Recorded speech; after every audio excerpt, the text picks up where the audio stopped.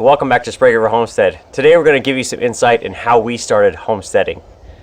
We get a lot of questions on how we got started, and in general we see a lot of people asking, how do we get started homesteading? This doesn't make sense. How do you go about even doing anything?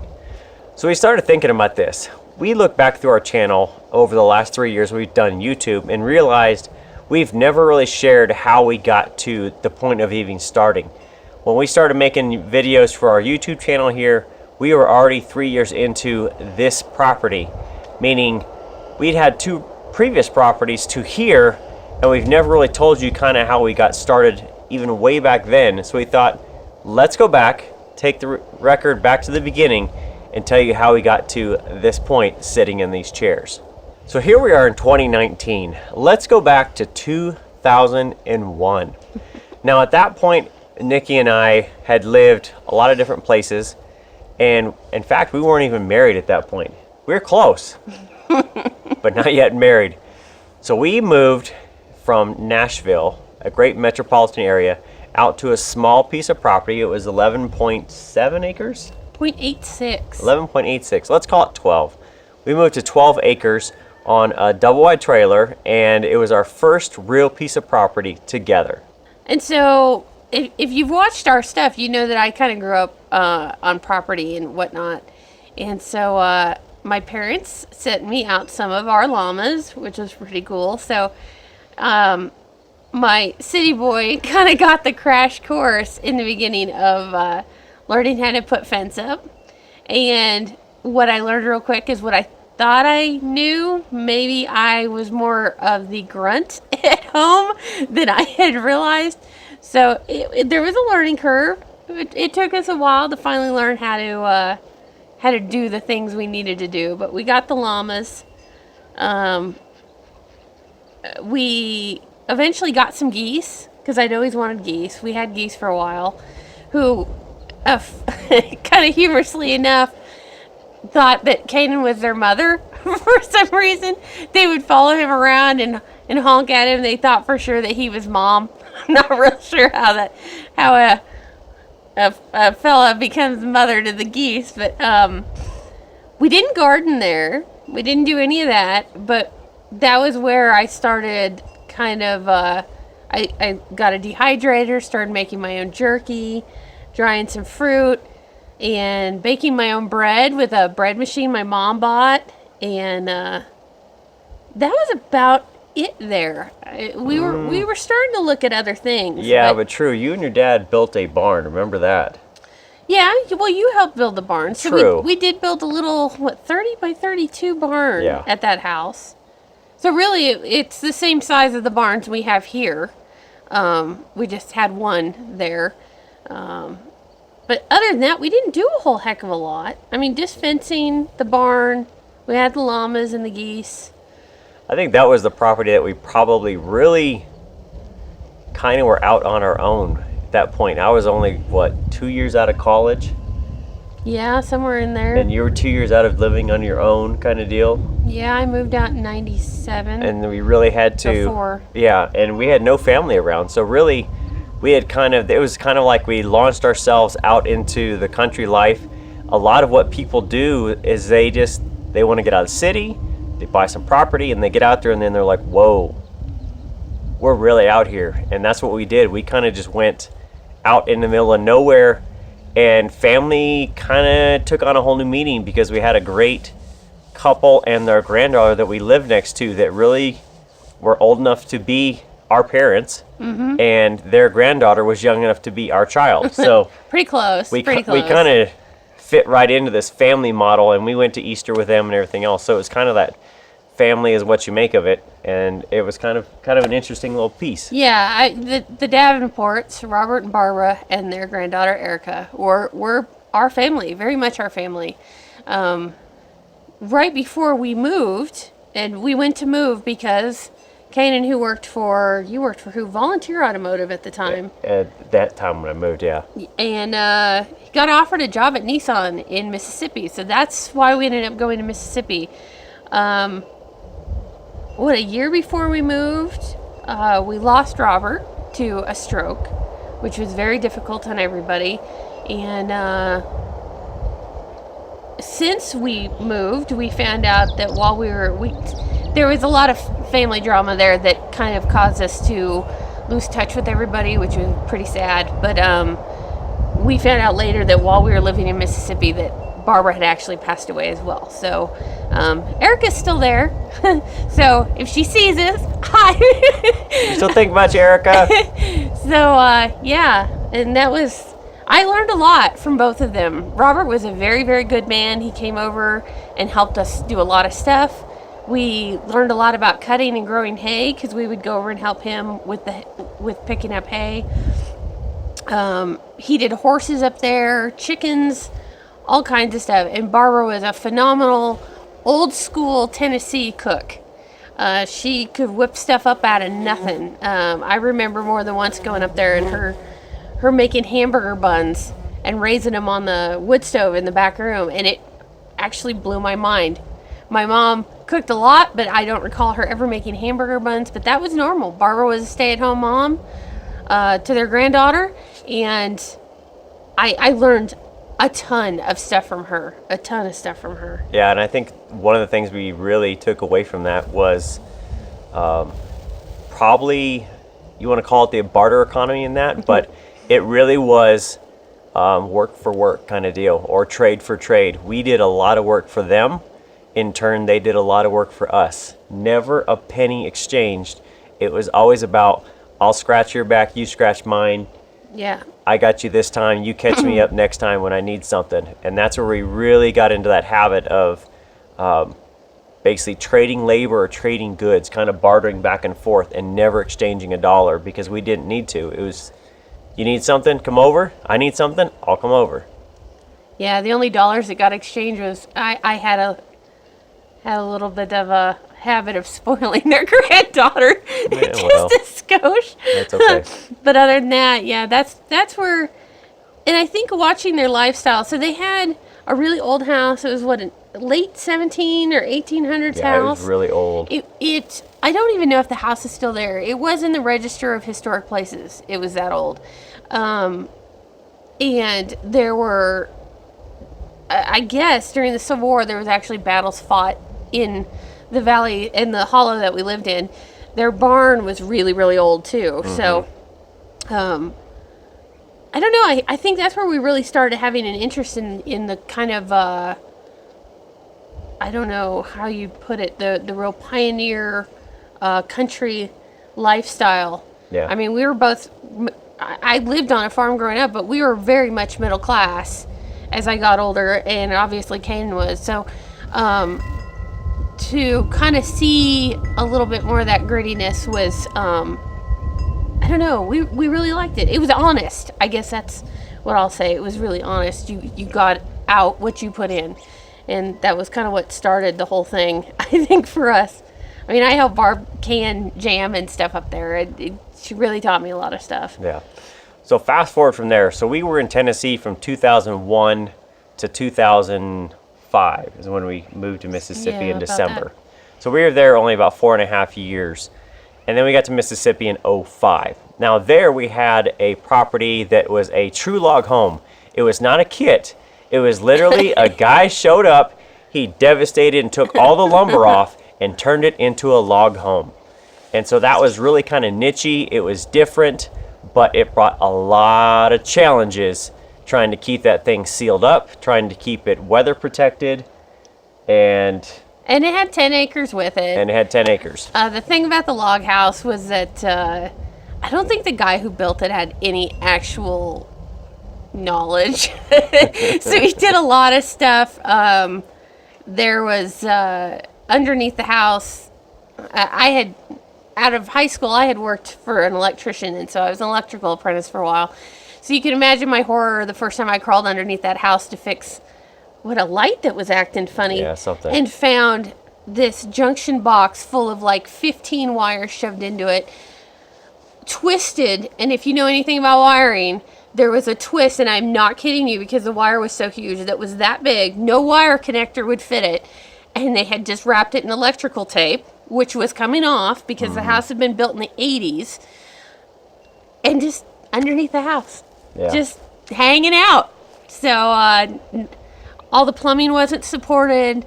Most of the house wasn't actually built to any kind of code whatsoever. Yeah. Walls were not always straight. Floor joists were not always nailed. It was a really cool house. It was a big house. It was 2,000 square feet before we knocked out a wall into an attic and added another 300. But it was an really interesting place. And it was kind of an interesting layout. So it's 10 acres, almost perfectly square, with literally the house dead center in the center of it, and grass all the way around it. There was nothing else done to it. Right. So we got there. I think at that point we had a little bit of the country life, but one of the things that changed was that this house, like Nikki said, really wasn't built to any kind of code. So I ended up doing all the insulation on the floors that was missing. She ended up wiring, I bet, at least half that house. Oh, at least. At least half that house. We pulled the entire kitchen out because it was just a code nightmare, and Yeah. rebuilt the entire kitchen in a week. My father came out and we ripped out and replaced the entire kitchen in a week Yeah. in like 100-degree heat. Yeah. And we couldn't run the air because we had all the windows open to keep the dust down. Right. And so we did flooring, we did carpet, we basically, I don't want to say gutted, but we Pretty close. pretty close to gut that whole place and added a whole upstairs wing to it. Insulation, wiring, and that was just the house piece of it. Now, outside of that, we got some turkeys originally. No? So, on top of this whole house thing, when we first got to Mississippi, before I had even gotten out of Tennessee, a little thing came through the South called Hurricane Katrina. And this is another thing that kind of started us on this more sustainable, self-reliant kind of thing. We actually joined a couple prepper groups for a while. It wasn't really for us. A little bit too much about bullets, Band-Aids, and beans for us, and we were more worried about more of a pioneer, get back to our own roots kind of thing. So that's kind of what started, really kind of pushed us a little bit further into this, because we were the typical 20-somethings. You know, we had a week's worth of food in the house at any time, and that was it. You know, like, why would you have any more than that? Right. And I had kind of learned from the neighbors, you kind of want a little bit more. And then he went through Katrina, and it became pretty obvious that maybe that life wasn't really the wisest life you could have. So the first thing I think we ended up getting, well, we brought the llamas with us from Tennessee. So we had them. And then we ended up adding chickens. I had chickens growing up, so we got some chickens. We did that for a year or two. During that time, there was a corner of our garden, or yard, that we weren't using, so we turned it into a big garden. We added fruit trees everywhere because the idea that there was this 10 acres of nothing, we had a couple of oak trees in the middle, it all just drove me crazy. So we added fruit trees all the way around the house. Gardened. Then we got some turkeys, and then I wore them down and I got some goats. And I brought home the most awful goat known to man. She was the sweetest little thing. We think she was some kind of Nigerian dwarf, but for a goat that couldn't have been any more than 18 inches at the shoulder at best, she could hurdle a 4-foot fence like nothing I have ever seen in my life. Couldn't keep her in to save her life. She had been a bottle baby, so she thought she needed to go in the house. She constantly would follow you out. That got a little irritating. But right before that, we got the LGDs. We got the first one because in the night, some raccoons decimated our chicken population, cut it in half. So then we had got the LGD, which is part of why I got the goats, because I was like, oh, we've already got a livestock dog. And then we got a second LGD because we split our goat herd up. And then we brought home the rabbits. Yep. Which has been 8 or 9 years ago now that we've had the rabbits.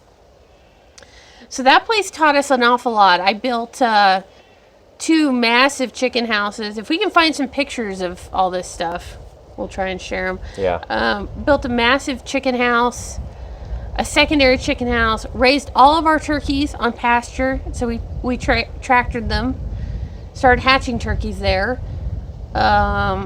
We built a huge barn. We had donkeys for a while, which I dearly love and hope to have again someday.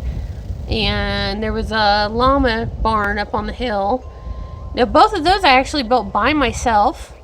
Thank God that Mississippi has a rather loose building code for ag buildings. I'm not saying they didn't turn out great. I'm just saying I don't know that they were necessarily to any kind of building code. I just don't. Right. So, yeah. That's also where I started. So I started canning in Mississippi. Yep. Started line drying all of our clothes. Yep. Because our power was inconsistent. When you get that many storms, power was always going out for one reason or another. So we started doing that. I think we really just started ourselves really on the journey. Yeah, I mean, we butchered our first chicken, and we will totally admit to this, that neither one of us had ever butchered a chicken before. So I found some instructions online and printed them out, and we had a pamphlet, a little booklet outside as we went through the butchering process. Yep. And both of us at the end of the day were covered in blood and felt like just the most horrible people in the world. We've gotten over it since then, obviously, but yeah, it was pretty horrifying. I remember sitting down to eat that first home-cooked chicken that we had grown, and we were a little uncertain, and we're like, Yep. The flavor is so different, and yeah, you realize real quick it's because homegrown meat just tastes different. Yep. So fast forward a little bit from that point on. In 2012, we came out here to this property for Thanksgiving. So we had decided that we were going to look at possibly coming back to Oregon, or I guess coming back to Oregon. She's from here, I'm not, but we were like, hey, maybe we'll move to the West Coast, and we're going to share how we got to Oregon, literally from Mississippi to Oregon. We'll explain that in a different video. But when we got here in 2012, we actually came down here, and it was a little bit snowy. Wasn't it snowy? It was snowing, yeah. It was Thanksgiving weekend, and it snowed on us down It snowed on us. So we literally got here. Now, it was about a 6-hour drive from where Nikki's parents lived at the time in Washington. And I remember coming down here, and we'd only seen pictures. And it was like a dozen pictures. Nikki's mom emailed to us, complete low resolution. These are like, I mean, they're just these little bitty pictures, and it was like, here's the property. And they were from what, 2009? Yeah, they were like when they were starting to build it back. I mean, way back when. So they weren't like really recent. And I remember pulling in the driveway, and her dad had this diesel truck that we were in, and I remember pulling in, and the road itself had grown in so much because it's a Forest Service road and nobody was really using it. So I remember coming in, and just the branches and the trees just basically reached out and grabbed the truck, and we're just foraging down through this hill, and it's just. He's so dramatic. It wasn't quite that bad. It was terrible. It was not quite It was that terrible. bad. It was a little overgrown. Luckily, before we actually showed up, Dad went through and cut it all back. But it was. And then we pulled into the driveway, and we opened up the gate, and there was nothing. You could just see the little house at the back end of the valley, and there was nothing. Nothing here. Just a sea of sagebrush and trees. Yeah. Well, I guess there was fencing around the 20 acres. Just perimeter barbed wire. Just perimeter barbed wire fencing. Now imagine this. There is no garden, no shop, no barns, no rabbit houses, turkey house. There was really only a dirt driveway. There was no gravel on the no driveway. gravel. It was literally just worn-in tracks, 2 worn-in tracks all the way down to the house. And I remember just... And a wellhead. And a wellhead, you're right. And I remember just coming down, and you kind of go through these trees and that, and you get down to the house.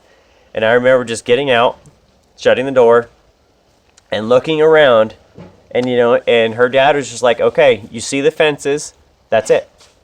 Yeah. There's the property, and here's the house. And it was like, really? He's like, yep, that's it. There is nothing else here.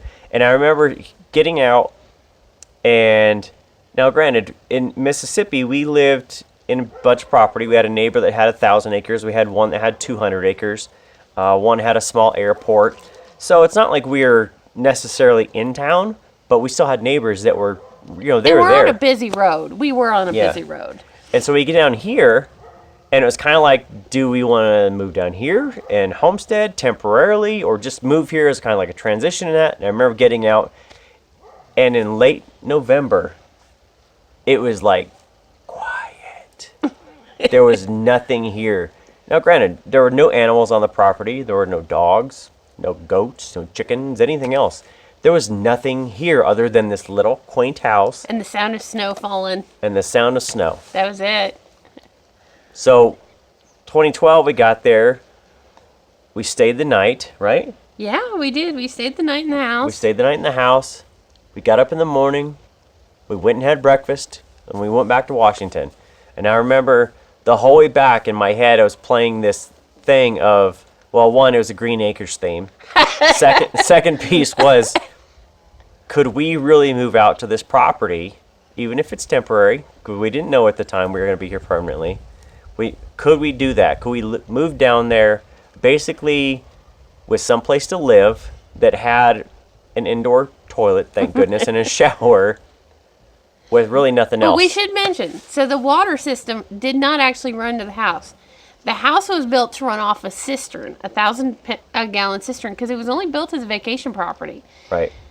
So they put the well in after the fact. And so the well is what, 500 feet? About 500 About feet. 500 feet from the house. And that's where it is. So to get water to the house, because Dad got tired of taking a tank into town, getting it filled and coming back, you ran that wellhead with a generator, pumped it up into a tank, and then drove the tank down here and dumped it into the cistern. The cistern, using an RV pump, pumped water into the house. Right. So while we had water, because then, it ran off a couple of batteries. Eventually, we put a Harbor Freight solar kit on it to pump the water, but that was all the water system that was here. There was no fireplace. Dad put that in afterwards. Yep. So it was a little propane heater that ran the house. And, of course, propane cooking and whatever. But, yeah, we got down here and literally there was nothing. There was just nothing. There was nothing. It was literally, you showed up on a Friday night or a Saturday morning. You stayed the night. Sunday afternoon at noon, you got in the car and you went home. You did propane heat. There was no firewood. There was nothing else. Nope. It was just, you stayed the night once every blue moon or whatever it was, and you went home. So when we got here, I mean, like you said, we had a well, but we had no plumbing down to the cistern, and you did that for the first year of transporting water back and forth between About the tank. 9 months before Dad came and hooked. So here we had to, we basically put in everything. There was no power, so we had to put in a full solar system. We built the shop. We put in all the underground plumbing, all the underground wiring running from the house and electrical room in the shop and everything else out to the barns, because those have power. But Getting ahead of yourself. am I? Yeah. So at the end of that weekend, we went back up to my parents' house for Thanksgiving. Spent some time with my brother and his family that came up. And decided we would give it a go. Kaden was pretty burnt out at working at the Nissan plant for a variety of reasons. But our house was not ready to sell in Mississippi. And so we went back home, worked on it. And just a couple of months later, turned out my dad had cancer, which is kind of a bummer deal. He had colon cancer. Believe it or not, we talked about that time like it was this amazingly long, stretched out ordeal. And I guess when you're going through all that, it feels like it. But really, it was relatively short, because by Labor Day weekend, I was still trying to finish the house in Mississippi. And Dad actually flew out and helped get it wrapped up. And we had it on the market within like 2 weeks. Yeah. After Dad helped me finish the last of it. Yep. I had gotten into some big stuff that was just more than I could do by myself. And he was trying to work. And we put down carpets and leveled floors and did all kinds of stuff that I was probably ill-equipped to do on my own. So, and then we got to mid-October. We loaded it all up, Yep. And I came west because the thought was we, of course, had a realtor telling us, oh, it'll sell quick, it'll sell quick, it'll sell quick. So our worry was that we wouldn't be in before the snow came. So I came west with the animals. We actually moved the goats and the dogs and the rabbits. Yep. And came west. Little did I know I was about to sit here for almost a year by myself before the house sold. Yep. So when I first got here, Mom and Dad were living here because during all this, we thought it was just going to be us down here. My parents actually decided to move closer. So Mom and Dad now live about 2 miles up the road from us.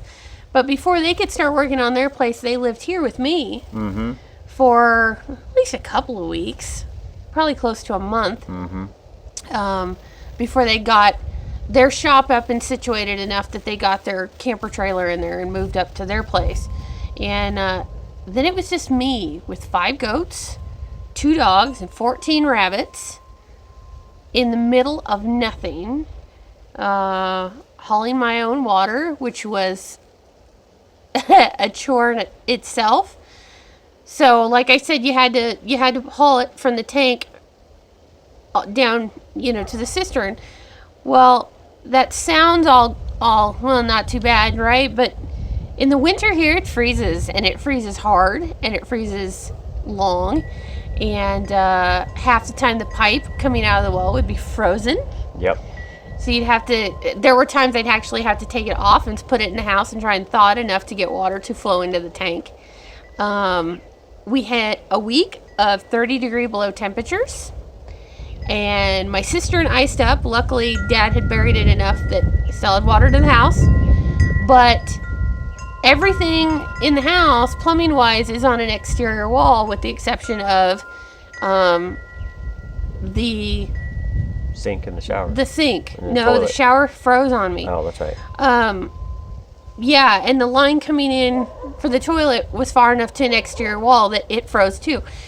So I got to a point where I had to, before the weather had gotten really cold, we had a great big tank that I was using to fill animal waters out by the barn, and I would have to crack inches of ice out of it, bucket water, bring it down to the house, and use that to flush the toilet. Yep. Because it would take forever if you tried to use the bathroom sink. And I basically went without a shower for the entire week because the one time I tried to wash my hair, it took 35 minutes because I had to heat water and all that. And that was how I spent the first 9 months anyway. And then in about June, Dad was able to run some black piping above the ground, mind you. It wasn't a winter solution, but above the ground to where I could start the generator down there and the water would come down to the cistern out of a big black hose that I had to unscrew the lid and stick it down into.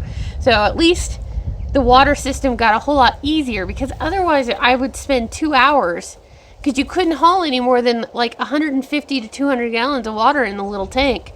It's an 1,100 gallon cistern. So while just little old me could go a couple of weeks without filling it, when I did, it was an ordeal. Yep. It was an ordeal. Now, granted, she's talking about moving water. We had no power at this point, so in order to run the well, it had a mobile generator. So she had basically a generator with wheels that was 6,000 watts. No, 7,500. That was a big generator. Okay, so you'd plug in the well, literally plug into the generator, start the generator up, run the well into the tank, and then when you wanted power at the house, guess what? You'd wheel all the way, that generator 500 feet down here. There was a little generator that Dad had down here at the house. It was about a 4,500, that little mobile gas. Yeah. That I could do basic stuff with. I could watch TV with it. I could plug the house in. He actually had it wired. You could plug the house into the generator and I could run lights. I could run my cell phone, computer, that kind of stuff. But it would not run the washing machine.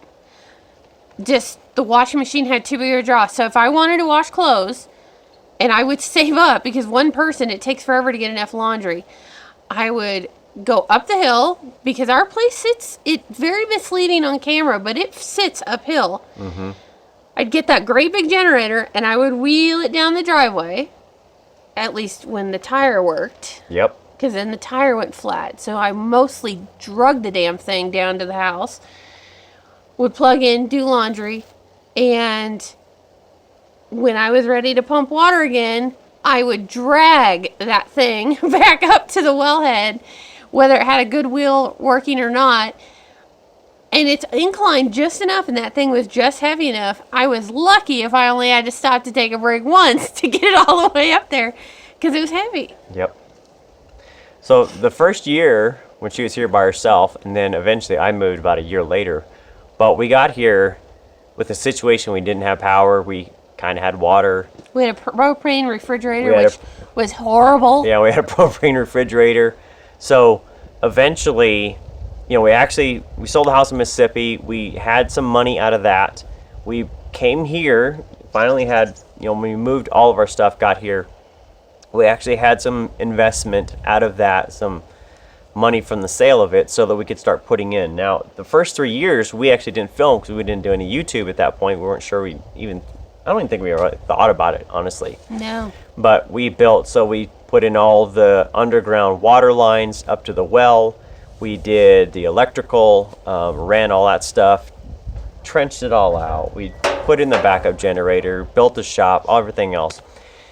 And really, I mean, kind of this conversation of why to do this video was that somebody had asked, well, how did you guys even start homesteading? Because they watched a lot of our videos, and that was 3 years into being here. Yeah. And previous to that, we'd already been doing stuff for 15 years. It was kind of like we did a little bit in Tennessee, we did a little bit more in Mississippi, and then we got here, it was kind of like, it wasn't we're just going to play and dabble at homesteading. We kind of here and jumped in with both feet, and it was like, it's go time to do all this stuff. And the year here by myself, I'm kind of glad that I was here first. I can't imagine the stress and strain of both of us trying to adapt to this by ourselves, or together rather. Because he had a hard time when he first moved here. I had a really hard time. I can't tell you the number of times I sat on the floor and cried, just wondering what I had done. Because I lived down here by myself. So I got up every morning. There was wood to put in the wood stove. Like I said, there was water to haul. I had some money to do stuff with, but keep in mind, we're still paying a mortgage and supporting a house in Mississippi, and he's still working. So the extra income that we had basically was split between trying to me keep goats and everything going here, and him still trying to keep up with everything there. So I'm lucky that my dad is a bit of a lumber hoarder. So I was able to take a whole big massive pile of lumber and start on the garden. I spent some money and built a garden shed. We built one of the rabbit barns. Dad came and helped me. We got that up.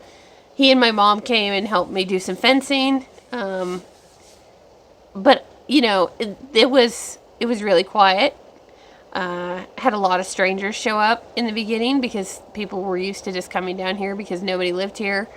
And I always thought of myself pretty tough, and then you get down here and you don't sleep at night because the coyotes are, you know, right at the back door howling and trying to get into pens where the goats are, because my LGDs were still pretty young, and they thought they were tough, but I'm not so sure they could handle the size of these western coyotes. Mm-hmm. They were still, Goliath was not quite 2. Yeah. And Freya was just a pup when we moved. She was just barely 6 months when we got here. So, yeah, I had 2 llamas, 5 goats, a couple of puppies, and was here by myself. It was just, I'd go to town every couple of weeks. It was just, sometimes you couldn't get out of the driveway if it rained because it was all mud going out, and we had a 2-wheel drive pickup when we got here. In fact, the first February, it rained for 2 weeks to the point where I couldn't get out. Luckily, my parents had 2 4-wheel drives and brought me one and said, "Here you go, kiddo, so at least you can get to town and get out," because I couldn't get out. Yep. So it felt pretty daunting. I don't know. I think that's really it. Yeah, that's about it. I mean, we've come a long way. So when you see us do all these things, I mean, we've had conversations with people on our Facebook page that send us messages, and I guess because we said the house was here, they've just assumed that a lot of this was here. Yeah. I kind of wish we'd have started YouTubing a little sooner. There was some real struggle in there. Like I said, a lot of tears on my part. Not so much of mine. I don't know. He was probably crying in the bathroom and I just didn't know it. Yeah, I keep that to myself. But it was a big transition. And so a lot of this, I mean, really for us to homestead, and if you've ever seen any of their stuff and thought, boy, I want to go do that, or I wish I had that knowledge or something else, it's not like we just have it, grew up that way, or we basically bought everything, developed, and showed up and just did our way of doing it with everything. We've been practicing doing this stuff for about 18 years. I don't even know that I'd say practice. We've been growing our skills. Well, growing our skills, right? So we made that decision to buy property and do fencing and build a barn, and we started building stuff, getting livestock along the way, having troubles. You know, fencing wasn't easy because we'd never done it. And so some of our stuff wasn't very good. I mean, honestly, we built a barn. We've tried recipes that didn't come out good at all, and we've built stuff that lasted, and we've built stuff that hasn't lasted, and we've had to redo stuff. And all the stuff we see online of people struggling, that they try stuff, they get hurt, they build something, it fails, and they get frustrated and they don't want to quit. We've been there. Many We've been there, and to kind of get into this point, I guess don't give up. Don't think that the people that, if you think they make it look easy or they've got everything figured out, they had to start somewhere, just like most everybody else does. If you want to try it, you just got to try it. Don't go cliff diving if you don't know how to swim, if you know what I mean. If you don't know how to do something, try it, get into it, fail a little bit, grow from it, and just continually build it. It's going to take time. It's not a lifestyle that really anybody grows up with anymore. Especially, we get used to technology. We get used to vehicles that run all the time, that you can turn a key and maybe you just have to change a battery in the fluids once in a while. And you might buy an old 50s tractor or some hay equipment like I did or we did. That's 1960s technology. Mm-hmm. And you kind of have to just figure out how it works, how all the pieces work together to work, and then you got to fix it along the way. There's just cats climbing trees and running behind the camera. It's very distracting. It is. So I think we'll kind of wrap it up, but that's kind of how we started homesteading 18 years ago, and how we got to where we are today through 3 different properties, getting some things along the way, some gadgets, and basically getting our hands dirty, failing, crying. And I don't cry much. I'm just going to tell you that. I don't cry much, but this place has made me shed some tears. Yeah. So with that, I think we'll wrap it up. But if you guys ever wanted to ever know how we started homesteading and how we've got to this point, there you go. There's kind of the long of it. But probably longer than you wanted. Yeah, probably longer than you wanted. But that's kind of how we started homesteading, way back in Tennessee to Mississippi to Oregon. And hopefully if you guys watch all of this and you're like, hey, I want to go do something, or you've thought, man, I'm just not cut out for this. Other people make it look so easy. They've got all the skills. They really don't. This is why we can confidently say, take it slow, one thing at a time. Don't do too much at once. Yeah. Because 18 years into it, more than once, we've been too far in and had to slow it down. Yep, exactly. All right, guys. Thanks for watching today. And happy homesteading. see you next time.